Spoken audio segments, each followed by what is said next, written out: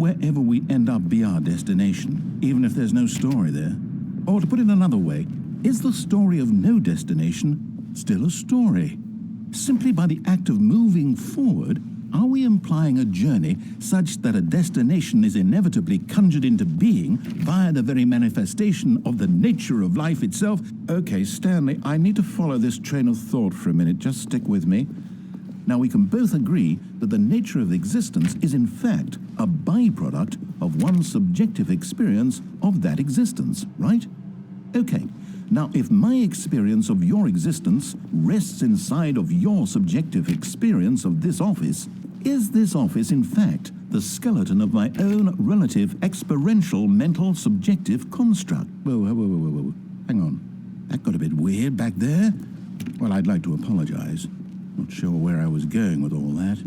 You know what? I think what we need right now is a bit of music to lighten the mood. Sounds like he's been reading Nietzsche.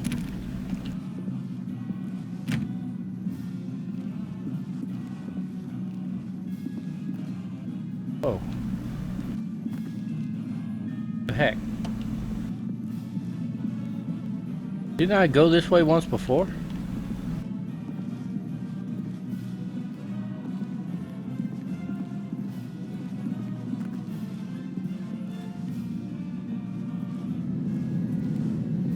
Well, can't go down. Go up. Checking all the doors. Huh. The yellow line kind of wig-wagged there. That's funny. Oh, it's getting a little out of hand.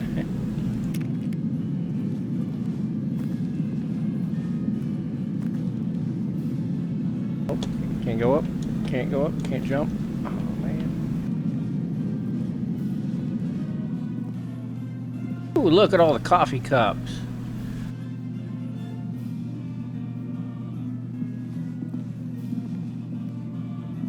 Where do you know I can't get by? Ooh, there's office 12. Office 11? Up over the chair. That would be kind of clever. Oh, now it's just getting ridiculous. On the ceiling. Back around the chair. Gotta stay on the line. Question mark, question mark, question mark. That's blurred out.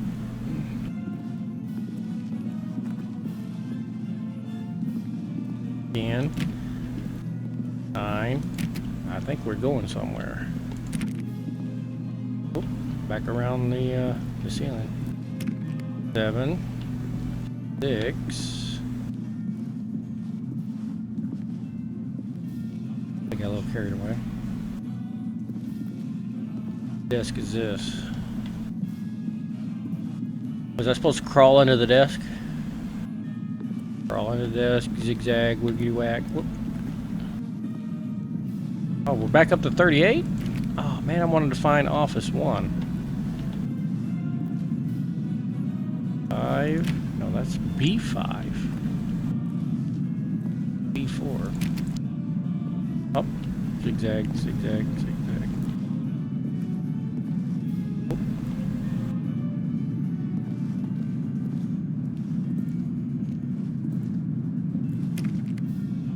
B1. Is that the basement? Basement B1? B is usually basement.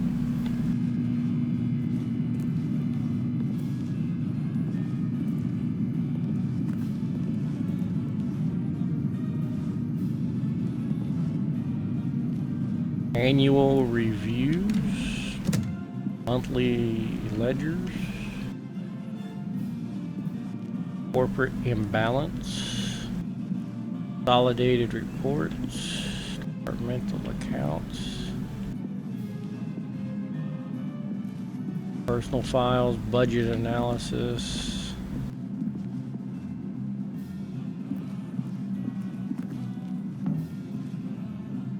corporate imbalance. Okay.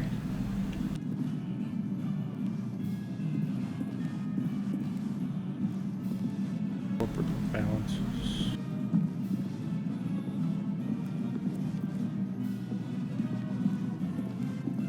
Back up on the ceiling. Hope the music isn't too loud.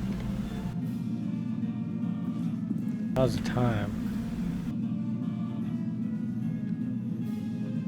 I think time stopped. Wait, cut the music.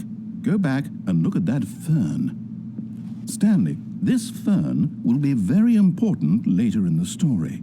Make sure you study it closely and remember it carefully. You won't want to miss anything. Really?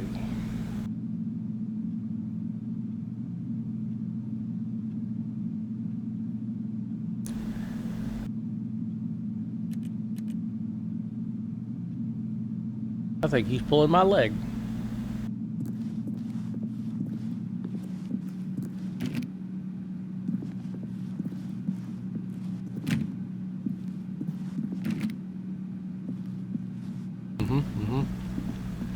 Wait, what? We're back at the office? No. Line, you do know we're looking for the Stanley Parable, right? The story? Is any of this ringing a bell?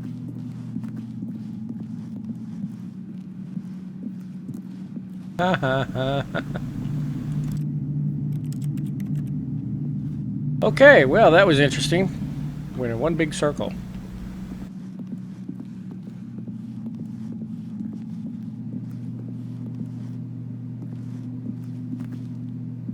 It does have us going a different way, though.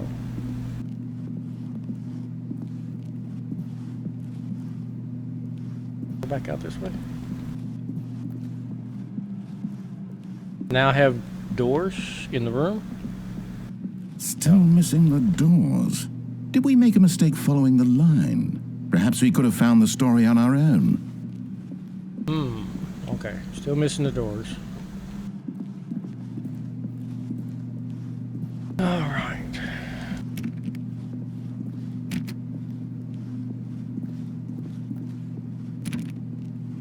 Still don't know how we got to the 4th floor, though. I don't think these numbers are lined up with the floor they're on. Normally, if they're on the 1st floor, they're 100, 2nd floor, 2. Oh, look, we're back to here. Oh, no, not again. Line, how could you have done this to us? And after we trusted you, after everything we've been through... There's 427. No, I can't take this anymore. To hell with it. Restart. Oh, doggone it. I was hoping the cameras would come back.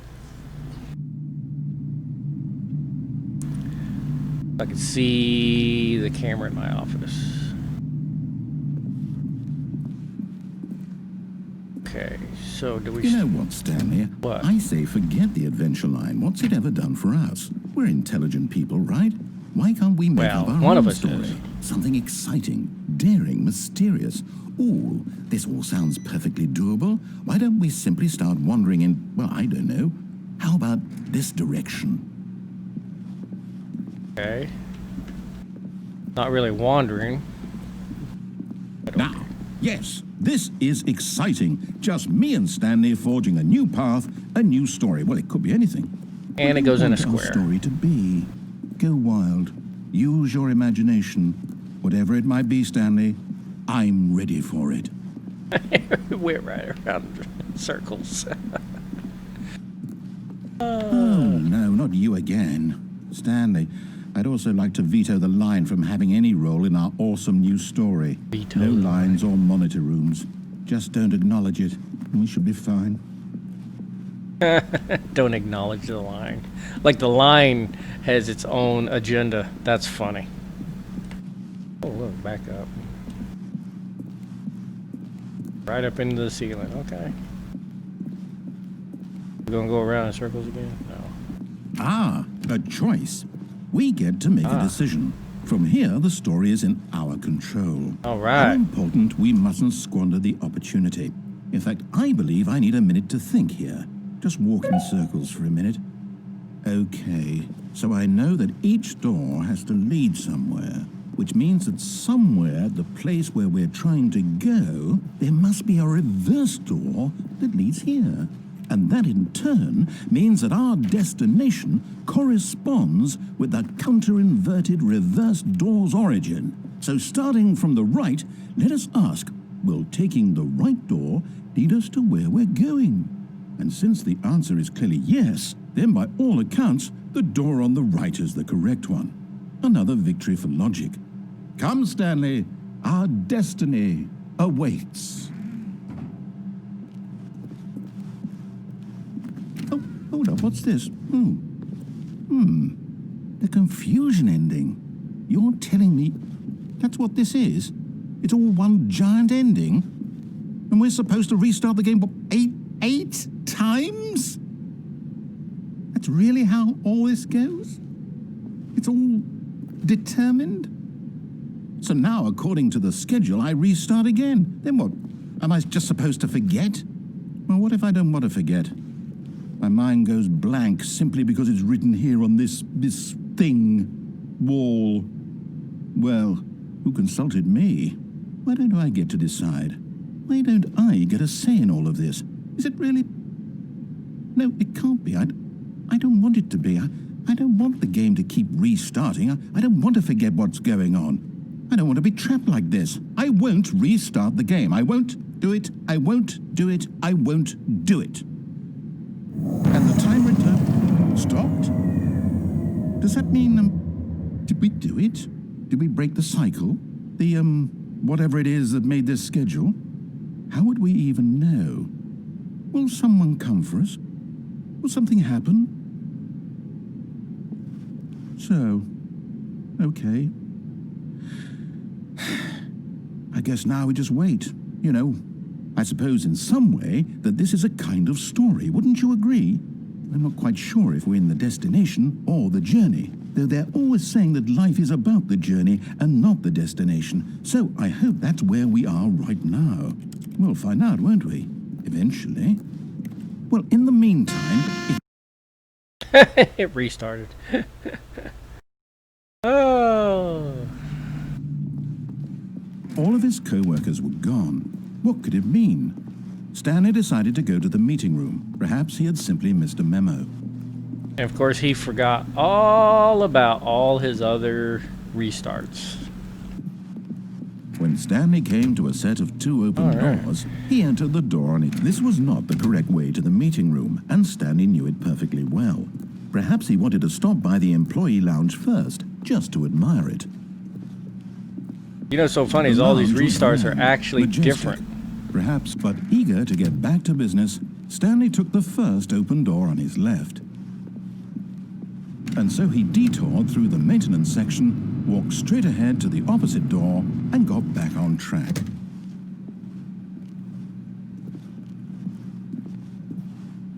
Yet there was not a single person here either. Feeling a wave of disbelief, Stanley decided to go up to his boss's office, hoping he might find him. Coming to a staircase, Stanley walked upstairs to his boss's office.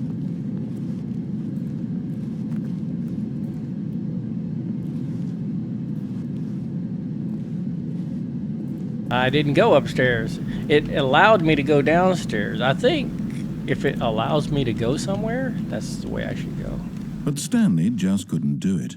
He considered the possibility of facing his boss, admitting he had left his post during work hours. He might be fired for that. And in such a competitive economy, why had he taken that risk? All because he believed everyone had vanished? His boss would think he was crazy. And then something occurred to Stanley. Maybe, he thought to himself, maybe I am crazy. All of my co-workers blinking mysteriously out of existence in a single moment for no reason at all. None of it made any logical sense.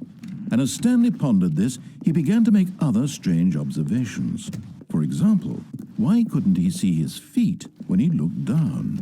Why did doors close automatically behind him wherever he went? And for that matter, these rooms were starting to look pretty familiar. Were they simply repeating? No, Stanley said to himself, this is all too strange. This can't be real. And at last, he came to the conclusion that had been on the tip of his tongue. He just hadn't found the words for it. I'm dreaming, he yelled. This is all a dream. Oh, what a relief Stanley felt to have finally found an answer, an explanation. His co-workers weren't actually gone. He wasn't going to lose his job. He wasn't crazy after all. And he thought to himself, I suppose I'll wake up soon. I'll have to go back to my boring real-life job pushing buttons. I may as well enjoy this while I'm still lucid. So he imagined himself flying and began to gently float above the ground. Then he imagined himself soaring through space on a magical star field, and it too appeared. It was so much fun, and Stanley marveled that he had still not woken up. How was he remaining so lucid? And then perhaps the strangest question of them all entered Stanley's head. One he was amazed he hadn't asked himself sooner. Why is there a voice in my head dictating everything that I'm doing and thinking? Now the voice was describing itself being considered by Stanley, who found it particularly strange. I'm dreaming about a voice describing me, thinking about how it's describing my thoughts, he thought. And while he thought it all very odd and wondered if this voice spoke to all people in their dreams, the truth was that, of course, this was not a dream. How could it be? Was Stanley simply deceiving himself, believing that if he's asleep he doesn't have to take responsibility for himself? Stanley is as awake right now as he's ever been in his life. Now, hearing the voice speak these words was quite a shock to Stanley. After all, he knew for certain, beyond a doubt, that this was in fact a dream. Did the voice not see him float and make the magical stars just a moment ago? How else would the voice explain all that? This voice was a part of himself too. Surely, if he could just... He would prove it. He would prove that he was in control, that this was a dream. So he closed his eyes gently, and he invited himself to wake up. He felt the cool weight of the blanket on his skin, the press of the mattress on his back, the fresh air of a world outside this one. Let me wake up, he thought to himself. I'm through with this dream. I wish it to be over. Let me go back to my job. Let me continue pushing the buttons. Please, it's all I want. I want my apartment and my wife and my job. All I want is my life exactly the way it's always been. My life is normal. I am normal. Everything will be fine. I am okay. I'm okay, you're okay. Okay. Stanley began screaming. Please, someone, wake me up. My name is Stanley. I have a boss. I have an office. I am real. Please, just someone tell me I am real. I must be real. I must be. Can anyone hear my voice? Who am I? Who am I? And everything went black. I'm so confused. This is the story of a woman named Mariella. Oh, okay. Mariella woke up on a day like any other. She arose, got dressed, gathered her belongings, and walked to her place of work. But on this particular day, her walk was interrupted by the body of a man who had stumbled through town talking and screaming to himself, and then collapsed dead on the sidewalk. And although she would soon turn to go call for an ambulance, for just a few brief moments she considered the strange man. He was obviously crazy. This much she knew. Everyone knows what crazy people look like. And in that moment, she thought to herself how lucky she was to be normal. I am sane. I am in control of my mind. I know what is real and what isn't. It was comforting to think this, and in a certain way, seeing this man made her feel better. But then she remembered the meeting she had scheduled for that day, the very important people whose impressions of her would affect her career, and by extension, the rest of her life. She had no time for this, so it was only a moment that she stood there, staring down at the body. And then she turned and ran. Okay. Interesting narration.